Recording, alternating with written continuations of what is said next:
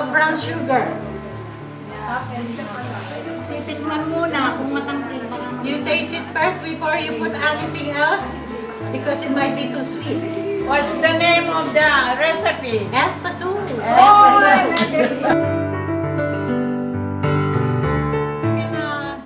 Dessert Filipino. that is it's generated in Quezon. And then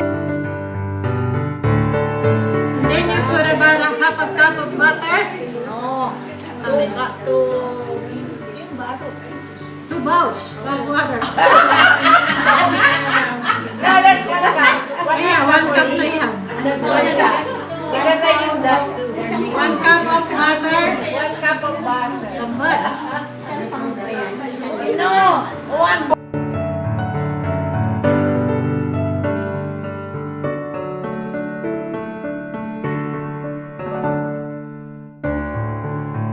Now this is the garbage I throw.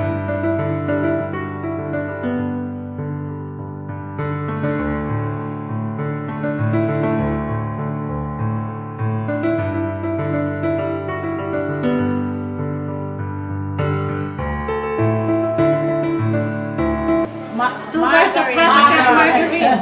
butter. Okay. Now Tatay Mario can throw this.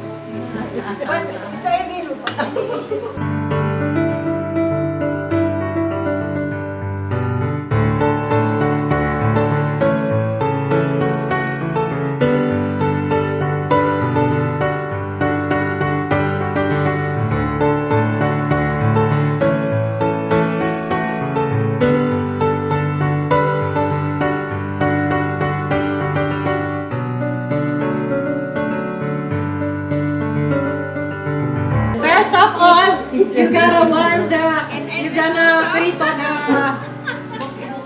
Nakain ko pa sana, hindi na.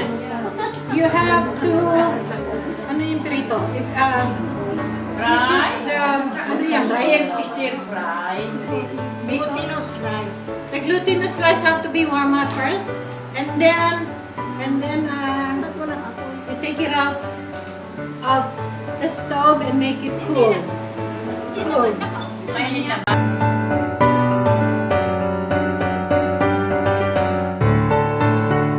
This one you cannot put the liquid Now it's boiled now. You put the glutinous rice. Yeah, when it's boiling. It's boiling. You add the Yes, you already pre-do it. Then, Glutinous rice. Rice.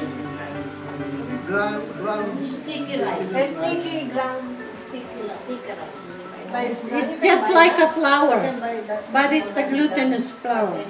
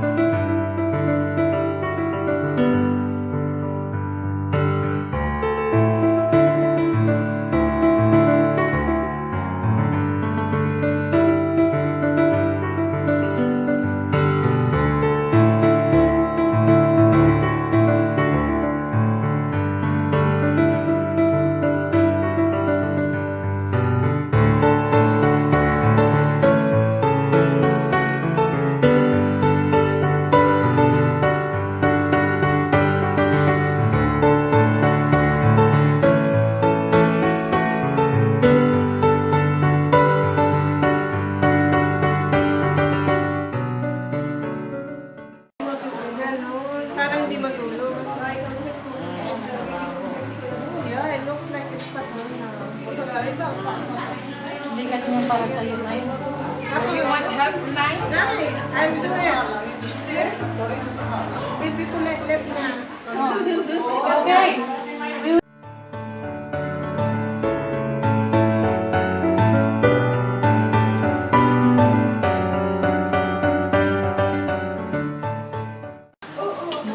Ayan. Ano ito? Right. Espasol. So like everybody, One Quezon. the first step is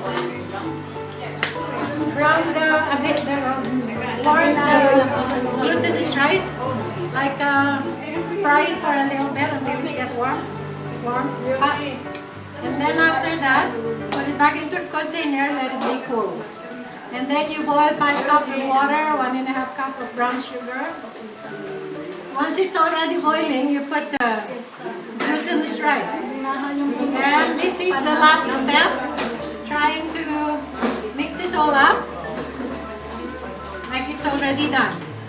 It's just a matter of forming it.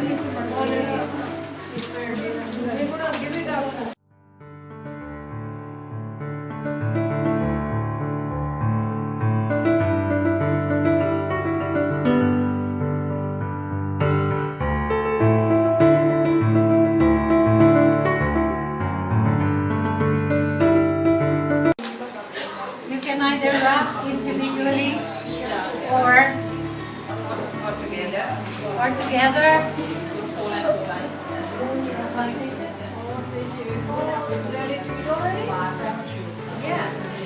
Hold on, I will figure it out.